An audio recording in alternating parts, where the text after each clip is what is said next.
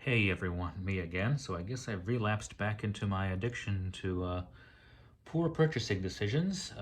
This one is actually probably one of the more ill-advised purchases that I've made so far, but it actually ended up being not too bad. But what this is, let me get the whole thing into frame if I can. And there we go. So this is one of the Ethiopian cut-down Berdan II rifles. So you may have seen my review of the full-length infantry rifle I got from Royal Tiger. This one is one of the cut-down versions. For reference, it's about the same length as a K98K now. So quite a bit lighter and handier than the full-length infantry rifle. You kind of get a little bit of a closer view here. And the reason why this purchase was so ill-advised was that at the time, this was listed as the last one they had left in stock. One of the curious things, of course, is that they were still offering hand select, which is kind of funny in that what are they hand selecting between if they only have one left?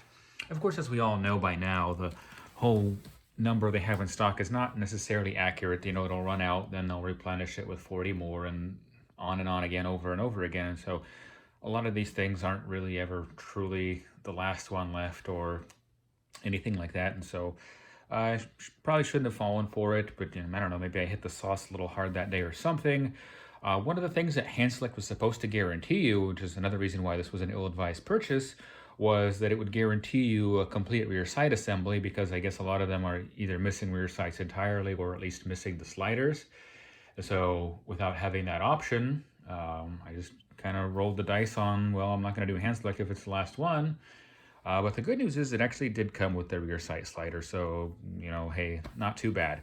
So as far as mechanically, everything is solid. The only things that are missing are not really essential to its functionality. So for example, sling loop would have been there.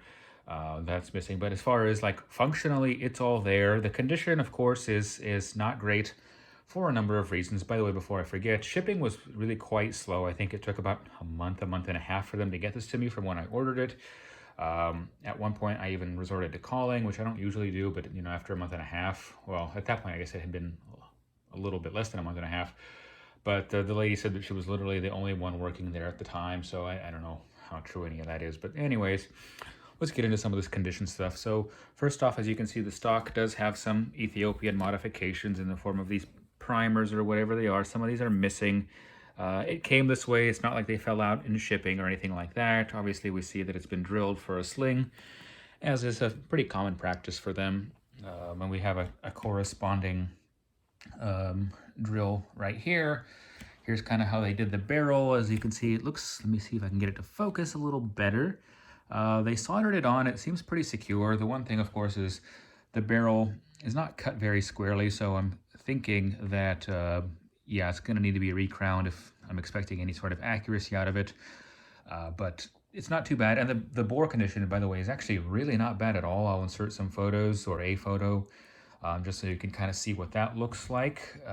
For information's sake, let me see if I can get it to focus. Oh, it's upside down anyways, but this is an 1883 made gun, and it comes from that Sestroretsk arsenal, which I assumed was kind of the more unusual one, but considering that both of my Berdans have been from there, maybe it was actually a pretty big producer of these. Odds are you've probably noticed by now, this one does have quite a bit of pitting on it all over, and I don't know how well it shows up. I'm going to see if I can try to get it to focus, but this one definitely did get that infamous wire wheel treatment, which I wish they hadn't done, but what can you do at this point, obviously? So you can see there's quite a bit of pitting around the bolt area as well. There's more right there. That looks pretty severe. I'm sure it's not structural or whatnot.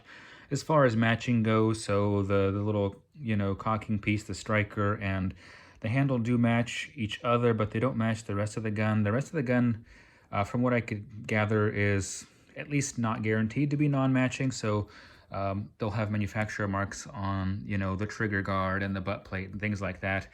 That all seems to at least correspond correctly. See here, more pitting going on here on the this particular barrel band as well. Close up, we got some towards the muzzle. I don't think it goes very deep. I think this gun would be theoretically safe to shoot if one were so inclined. Let me kind of go over the underside as well. So this is, the channel for the cleaning rod. Yeah, so you can see this barrel band, they just kind of cut and soldered in place. I don't know how well that color contrast shows up, but there's that kind of golden patch there in the middle. Other than that, the stock, by the way, is, not cracked. I don't think that's a crack. That's just like a stain or something in the wood. So that's solid. Sorry about this focus.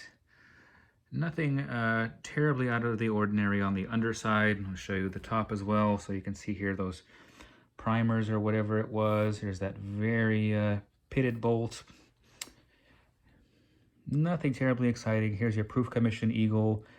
Like I said, the rear sight slider is present. This one does not have the little side piece for the volley sight, so I don't know that it ever came with one.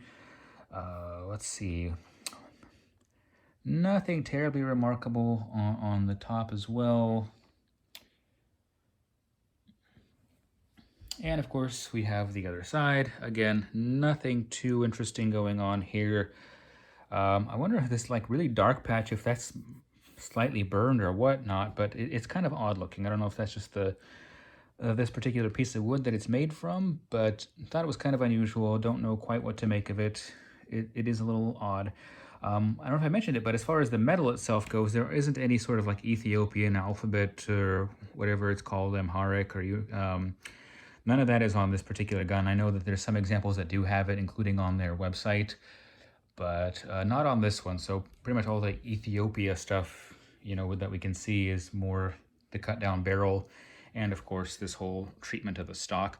Of course, these guns are now kind of a reason to be cautious to any like particularly uninitiated collectors, because Berdan rifles did have Dragoon versions and cavalry carbines and things like that that were considerably shorter than the original infantry rifle. So if you sometime in the future, some of these Ethiopian cut down guns might be tried to pass off as one of these much rarer factory Berdan. So that's just something to be aware of, maybe in the future, especially if you're getting started, how to kind of tell them apart. And this gun would be a really good example of one of the Ethiopian cut down guns.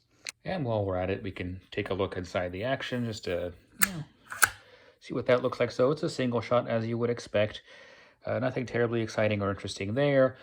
So long story short, mechanically the gun is sound. Aesthetically, it's not exactly the most pleasant thing to look at. I do think that it would shoot. Again, the ammo situation makes it unlikely.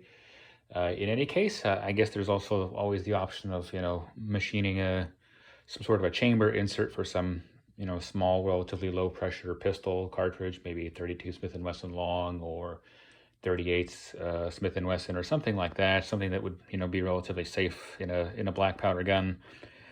That only has one locking lug, as was common at the time, of course.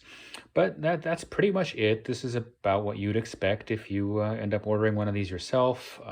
So yeah, thank you for watching as always. And yeah.